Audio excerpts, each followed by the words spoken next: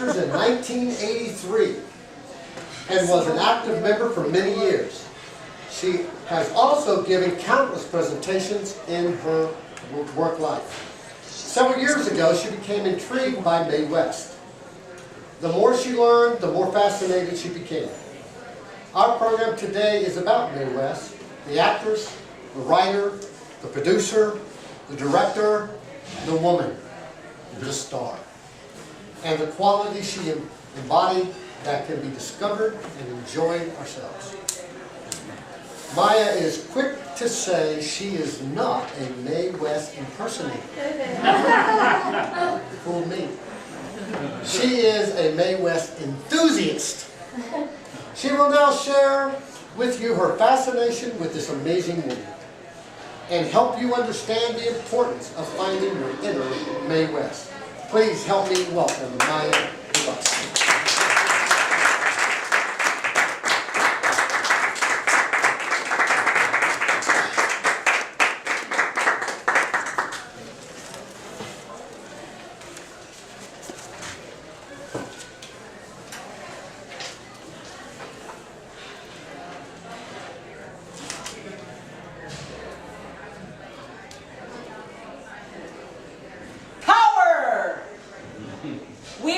Wanted power, especially in the last 50 years.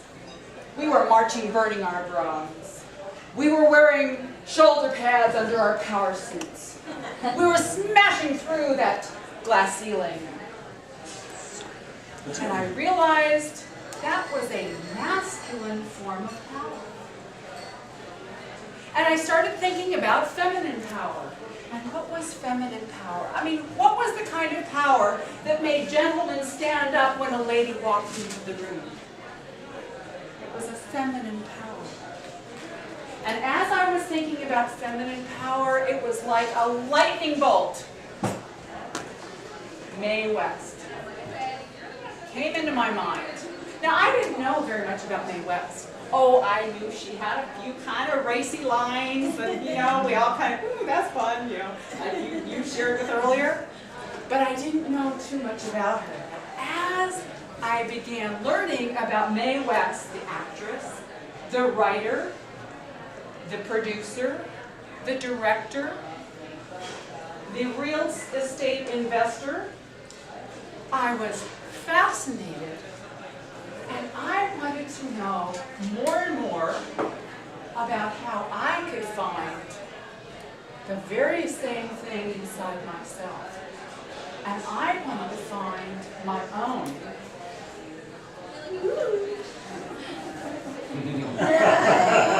inner.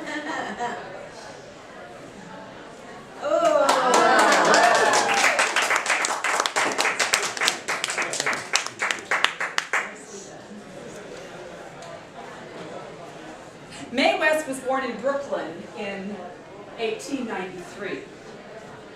Now, if you've ever heard her talk, you know she came from Brooklyn. Her name when she was born was Mary Jane West. But as she was in theater, and she started in theater when she was 5 years old, and she decided after the 3rd grade that she was done with school, never went back. She said the theater was really her education. She changed her name to Mae West. Not M-A-Y-W-E-S-T. Why did she change it to Mae West? M-A-E-W-E-S-T. If it had been M-A-Y, think of it on a marquee. The letters would have had to be smaller. But with M-A-E, the letters could be big, and the whole name could be in big letters. So that's how she became Mae West. She had 3 shows, 3 plays on Broadway before she ever even came to Hollywood. First one was called Sex. Now this is 1926. Can you imagine the word sex? There were newspapers that wouldn't even publicize it. She was arrested for obscenity and actually spent 7 days in jail. She said, and I got $1 million of publicity out of it. Her next was called The Drag, which was about homosexuality. Also very racy in those days. She had a show called Diamond Lil, which later in movies became She Done It Wrong. She also had another play on Broadway that was about interracial relationships. I mean, she was an amazing lady. She was so ahead of her time. She had this 1890s persona that came out in some of her movies. And she said, I am her and she is me and we are one. So she always had this persona of this grand lady, sort of from the 80s. So, what was happening in 1929? We had the stock market crash. And in 1932, the movie theaters were really hurting. Because not only did people have a lot less money to go to the movies at that point, but they had this newfangled contraption called radio that people could just stay home and listen to. They didn't even have to go to the movies. So they started having more and more experimentation with people that they brought out from New York to be in the movies. George Raft, who was an actor, had known Mae West in New York and suggested that she come out, and she was put under contract with Paramount. The first movie that they did together, she was a supporting role, but she saw the script and she didn't like it, so she rewrote her own lines. Her very first line, she was talking to a hat check girl, showed her diamonds, and the girl goes, "Dear," and she goes, "Oh my goodness," and she goes, "Goodness had nothing to do with it." And that was eventually the name of her autobiography, Goodness Had Nothing to Do with It. Now, as Toastmasters, we can learn so much from her. Most of the time, you would recall, her voice was kind of syrupy and slow, and she spoke kind of like this. But when she got to the set of Night After Night, her first movie, everyone was speaking slowly. So what did she do? She spoke quickly, because she wanted to have the contrast. She had her 20 years of theatrical training to teach her to do that. The second movie she did was She Done Her Wrong, which was a takeoff on her earlier play, Diamond Lil. Now they were casting that movie, for that movie, and they were trying to look for a leading man. And Mae West looked out the window and saw a man walking by, and she said, "If he can talk, he's my next leading man." That was Cary Grant. He was also in her next movie, which was called I'm No Angel. Now, I'm No Angel, she's a lion tamer. And one of my favorite scenes is she goes to the fortune teller and says, "I want you to tell me about my future, because I know all about my past." And he goes, "I see a man in your life." And she goes, "What? Only one?"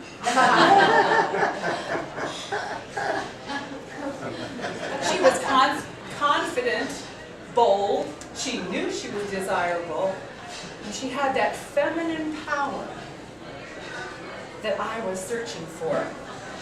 She didn't apologize, she enjoyed sex, and everyone knew it, which was pretty darn racy in those days. She exuded a kind of feminine power. Belle of the 90s was the next movie, and actually that's my favorite.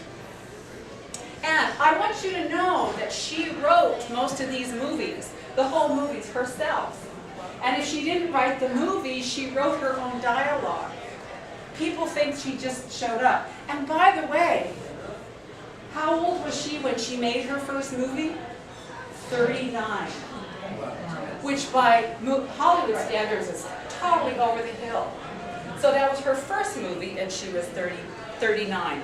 In Belle of the 90s, Paramount wanted a band, but they wanted a black band, but they said, "Oh, we're just going to take our studio musicians and put them in blackface." Can you imagine them doing that now? She said, "No, no, no, no." And she fought and fought and fought. And the orchestra she eventually got was Duke Ellington. Oh, wow. She says, I will not disrespect my audience by having that kind of situation. Now, in 1935, she was reworking her contract with Paramount. And she said, she was one of the most highly paid people in the United States at that point. And she said, how much is Adolf Zukor, the head of Paramount, how much does he make? And they told her. And she said, I want $100 more. And she got it. That's power. The next year, she was the second highest paid person in the United States. Who was the first? William Randolph Hearst, head of the Hearst newspaper chain. Now, the interesting thing about him is he was always blasting her for immorality. Of course, that's when he wasn't up at San Simeon with his mistress, Marion Davies. But he refused to publicize any of her movies because she was so horrible. Now, the other thing that was coming in around that time was in part because of Mae West. Now, the movies in the early 30s, if you've ever seen them and really looked at them, a lot of them are pretty darn racy. And partly because of Mae West, and partly because movie producers had to get racier and racier to keep people coming to the movies instead of staying home to watch, to listen to the radio, they instituted something called the Production Code, which told movie producers and directors exactly what could be said and what couldn't be said, and you couldn't have adulterous relationships, you couldn't have interracial relationships, you had to, that's those separate beds and all this other kind of stuff. Unbelievable rules that we never would put up with now, but they were pretty much still in being enforced until the mid-60s. But in the mid-1934, they started imposing the Hays Production Code. Now, what could Mae do? Because her whole style was the sexual innuendo. Although one of my favorite lines of hers is, I wear dresses that are tight enough to show I'm a woman and loose enough to show I'm a lady. So they started imposing this, and the next movie she did called Klondike Annie was, she wrote it, but she put so many lines in it, she knew the censors were going to cut. She wanted to give them something to do. From then on, her career pretty much declined for a variety of reasons, with the exception of My Little Chickadee with W.C. Fields, which is a wonderful movie, and she is one of the writers on that. She's actually one of the main writers on that. But after that time, she didn't do all that well in terms of movies. She did 2 movies in her 80s, which were very interesting later on. But I want to talk for a minute about the way she wrote.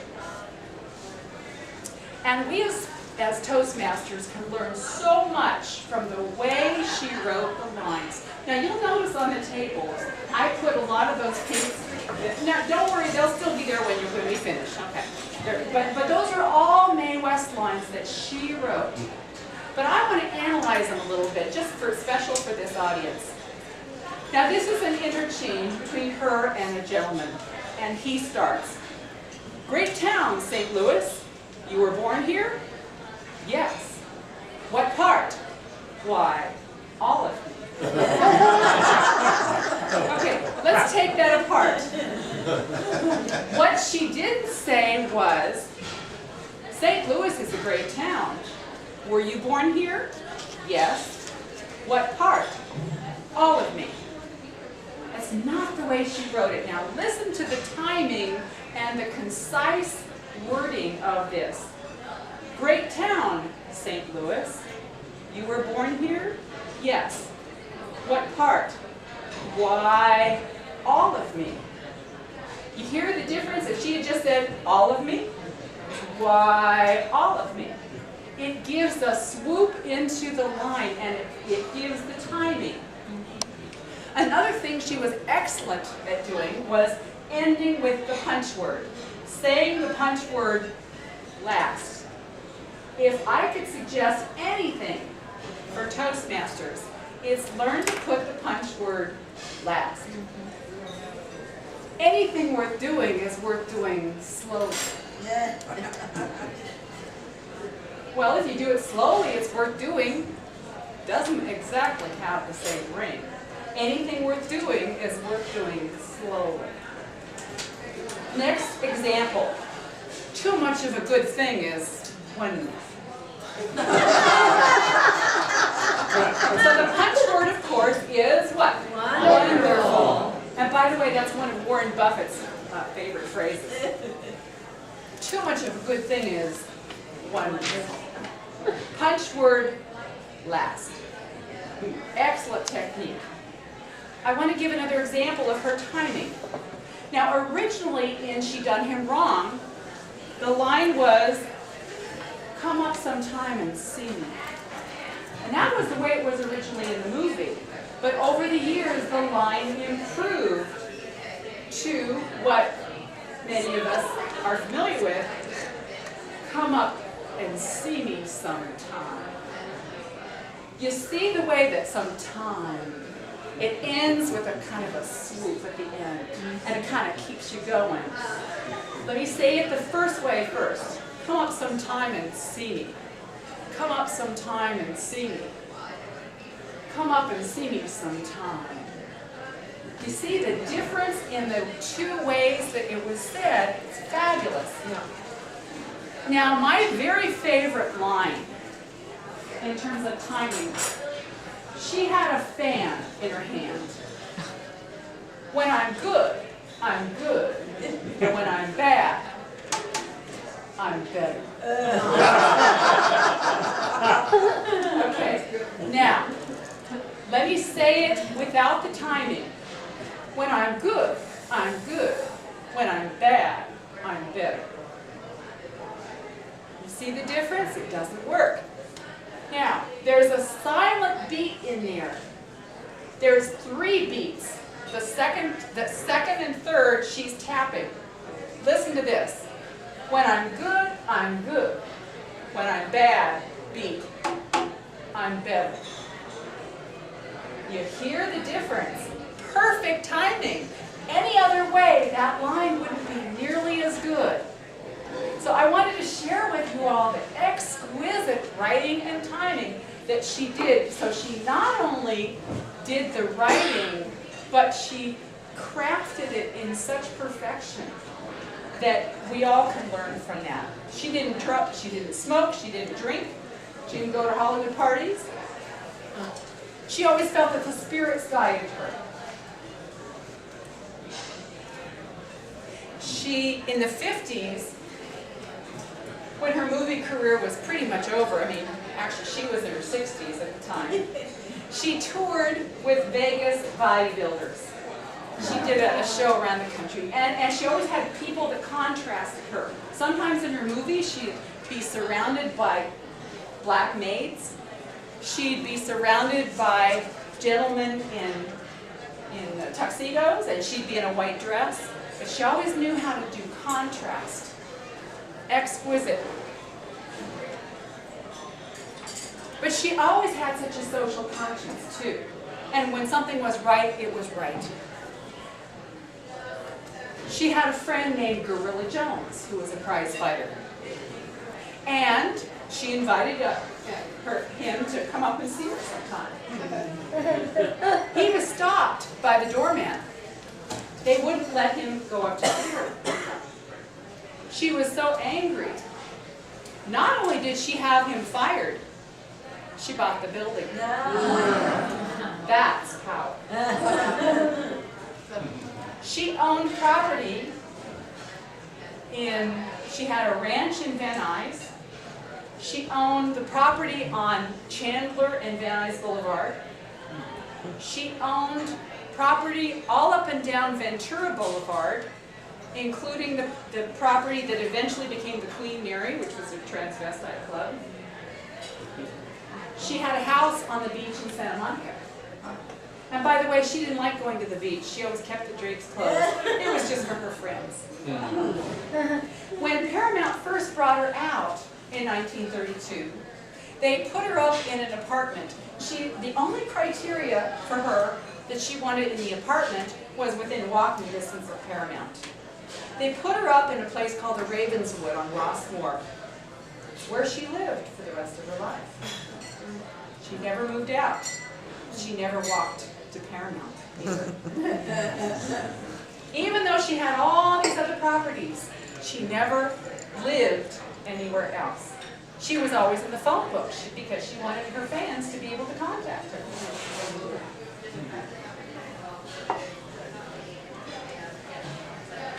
She never once sang a sad song. She never once said, "Oh, poor me, I can't live without him." She refused to play that kind of part in any movie. Every movie she ever did, she was the center. She had control. She knew who she was. And she knew who she was as an actress also. So, how do you find this in yourself? How do you find your inner Mae West? First of all, we get to be aware of it. That's always the first thing. Second of all, we get to look at what is masculine power and what is feminine power. And we can find role models. Now, a lot of the people in the audience today are gentlemen. I don't want you to feel left out.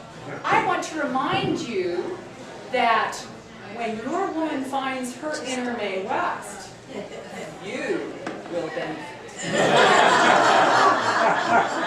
So please understand I'm addressing you also when I talk about this. Now, whenever we make changes, sometimes they say, oh, you have to change inside and then outside. And then sometimes people say change outside and then it changes your inside. Well, I think both are true. What I have found is that when people, women, put something on their heads,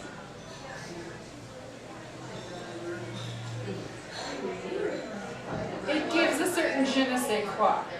Now, how to put on a hat? First of all, the label's always in the back. And you put the hat on, and then you tilt it. And when you're finding your inner Mae West, you do this, and you do this, and you do this. And then, if you're really into it, you do this. Remember when we were little and we played dress up? I certainly did. But when I help people find their inner Mae West, it's kind of like playing dress up. And what I have done today is I have brought a selection of hats and a great big mirror. And after the program is all over today, I want to invite you to play. I want to invite you to try on hats and look at yourself in the mirror and be sure to tilt.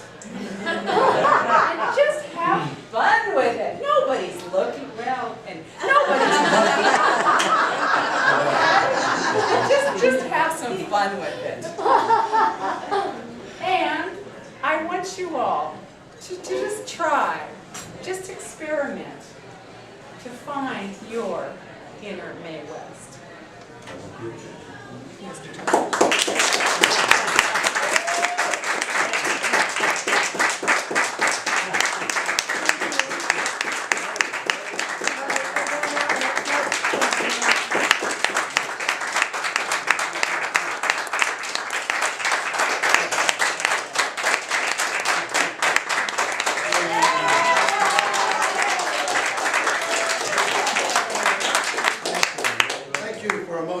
Speech there on a topic we all knew